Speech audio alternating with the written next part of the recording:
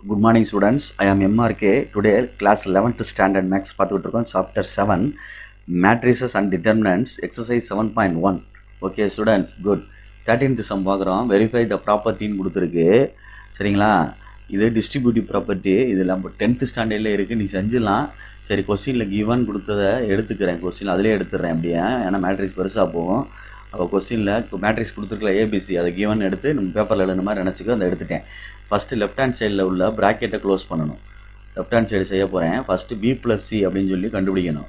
நான் அப்படியே மைண்டிலே செய்கிறேன், ஏன்னா உனக்கு வந்து சின்ன சின்ன விஷயங்கள் அந்த ஒரே பேஜில் அடக்கிறனால அப்படி செய்கிறேன். 3 + 4 7. சரிங்களா, ரைட்டு. நெக்ஸ்ட்டு இந்த இருக்குது -1 2 1.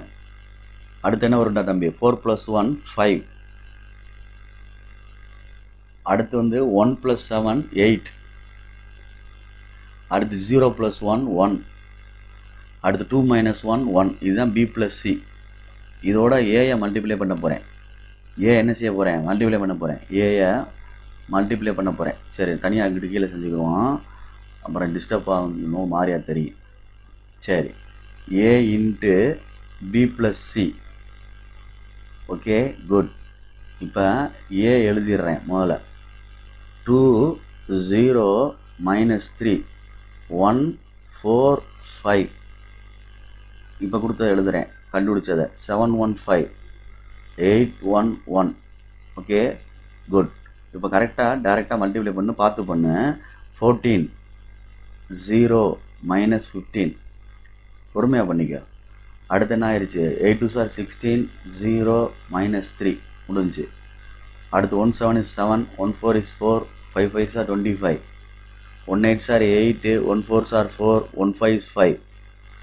அப்போ இங்கே என்ன ஆயிரும்? ஆட்டோமேட்டிக்காக -1 13 25 29. சரிங்களா, 36. இது 13 17 17. இதுதான் ஒன்றாவது answer. Good. Right hand side வர்றோம். ரைட் ஹேண்ட் சைடில் ஃபஸ்ட்டு ஃபைன் பண்ண வேண்டியது ஏபி. அப்போ ஏ எழுதிக்கோ, பியை எழுதிரு. பியை எழுதிட்டு ரெண்டையும் மல்டிப்ளை பண்ணணும்.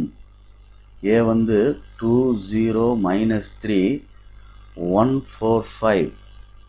பி வந்து 3 -1 4 1 0 2. மல்டிப்ளை ரோ பை காலம்.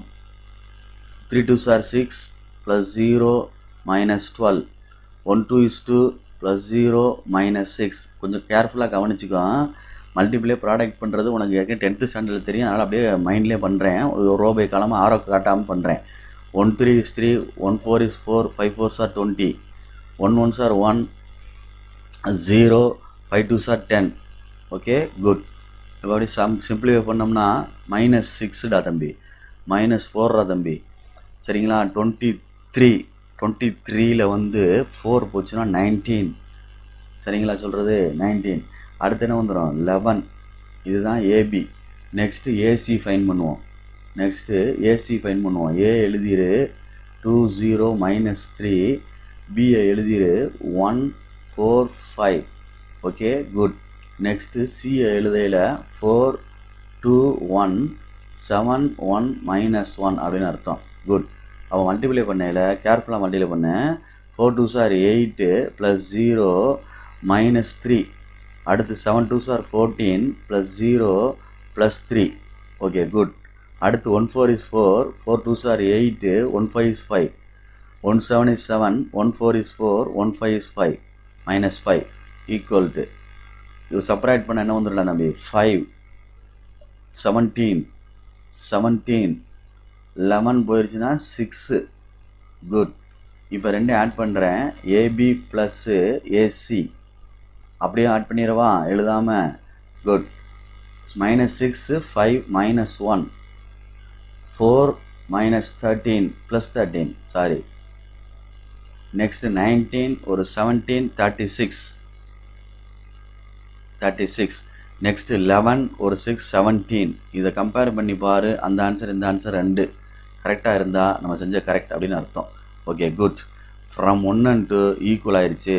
ஃப்ரம் 1 and 2 அப்படின்னு எழுதி from 1 and 2 LHS equal to RHS அப்படின்னு சொல்லிட்டு கொஸ்டினை எடுத்து ரைட் பண்ணிக்க மறந்துடாத. கொஸ்டினை எடுத்து ரைட் பண்ணிக்க. என்னென்னா a into B plus C equal to AB plus AC. Hence prove. ஓகேயா? தேங்க்யூ.